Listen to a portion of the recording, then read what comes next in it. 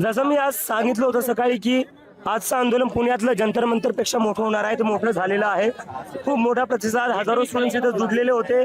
आणि मला आता असं कळाले की काही अधिकाऱ्यांनी स्टुडंट्सला बाहेर नाही येऊ दिलं, प्रोटेस्टला जॉईन नाही करू दिलं. तर आमच्या अधिकाऱ्यांना विनंती आहे, तुम्ही स्टुडंट्सला थांबवू नका. तुम्ही प्रोटेस्ट पासून करण्यापासून स्टुडंट्सला थांबवू नका. आणि आता याच्यानंतर मी लखनौला जाणार आहे, त्याच्यानंतर मी जयपूर, पंजाब, बँगलोरला जाऊन आवाहन करणार आहे लोकांना की जोपर्यंत धर्मेंद्र प्रधान रिझाईन करत नाही तोपर्यंत आपलं आंदोलन चालू राहील. आणि 20 तारखेला 20 जूनला आम्ही सगळे दिल्लीला येऊ आणि जोपर्यंत एज्युकेशन मिनिस्टर रिझाईन नाही करणार तोपर्यंत आम्ही वापस जाणार नाही. अभिजित, पुणे माहेर, शिक्षणाचं माहेर घर, तू सकाळी म्हणाला होतास गर्दी जी आहे ती तुला प्रतिसाद देणारी होती.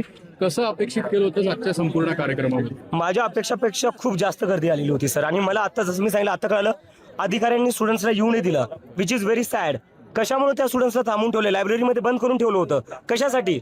कधीपर्यंत तुम्ही स्टुडंटचा आवाज दाबणार आणि का दाबताय तुम्ही आवाज? अधिकारी होते सगळं करणारे, काय माहिती भेटलं का तुम्हाला? घोषणा केली आज जाहीरनाम्याच्या तुमच्या शिक्षणाच्या संदर्भातले, ते परत एकदा जर सांगितलं ते आम्ही लवकरच रिलीज करू. आणि जसं की आम्ही सांगितलेलं आहे की जर तुमच्याकडून काही पेपर लीक होत असेल, चुकी होत असेल, तर तुम्ही 10,000 प्रत्येक स्टुडंटला दिले पाहिजे. जे त्यांचं ट्रान्सपोर्ट कॉस्ट आहे, जो त्यांचा अकोमोडेशन कॉस्ट आहे, जो त्यांना तुम्ही मेंटल ट्रॉमा देताय, त्यासाठी तुम्ही त्यांना 10,000 दिले पाहिजे. दुसरी गोष्ट, रिझल्ट जर वेळेवर लागत नसेल तरी तुम्ही 10,000 दिले पाहिजे. जोपर्यंत रिझल्ट लागत नाही दर महिन्याला तुम्ही 10,000 दिले पाहिजे. आणि कधीपर्यंत स्टुडंट्सनी रिझल्टची वाट बघायची? 2-2, 3-3 वर्ष तुमचे पोलीस भरतीचे रिझल्ट लागत नाही. स्टुडंट्सनी तोपर्यंत करायचं काय? आणि बाकी जे काही मुद्दे आहेत ते आम्ही लवकरच तुम्हाला प्रेस रिलीजमध्ये पाठवून देऊ. थँक्यू. अभिजित, तुझ्या मुवमेंटला सुरुवात झाली जंतर मंतरवरनं, नीटच्या संदर्भात सगळा घोटाळा जो आहे तो, त्याच्याबद्दल शिक्षा व्हावी अशी मागणी आहे. पण आजही विद्यार्थी डिप्रेशनमध्ये आहेत, आत्महत्या करतात. त्यांना काय आव्हान असेल ते?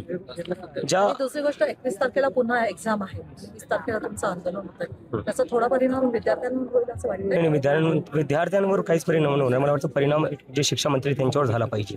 अजून किती विद्यार्थ्यांची आत्महत्या करण्याची ते वाट बघणार आहे. त्यांनी कुठे ना कुठेतरी हा विचार केला पाहिजे. विद्यार्थ्यांनी काय करणं अपेक्षित आहे? कारण की विद्यार्थी एवढा जर नाराज होत असेल, परत नीटची परीक्षा देतोय, तर या विद्यार्थ्यांना काय आव्हान करशील? कारण की 11 आत्महत्या होत आहेत. 10,000 रुपये दिल्याने हा प्रश्न सुटणार नाही. प्रश्न तेव्हा सुटेल जेव्हा राजीनामा येईल. Accepting the mistake is the first step towards fixing the system. जर तुम्ही पुढचा प्लॅन ऑफ ऍक्शन काय असेल अशा गोष्टी? राजीनामापर्यंत जायचं, पुढं काय? पुढेही होणार. राजीनामा येऊ द्या, पहिले आम्हाला राजीनामा घ्यायचा आहे. कारण की जोपर्यंत ते राजीनामा देणार नाहीत तोपर्यंत आम्ही कसं काय मानू शकतो की सिस्टम ते सुधारतील?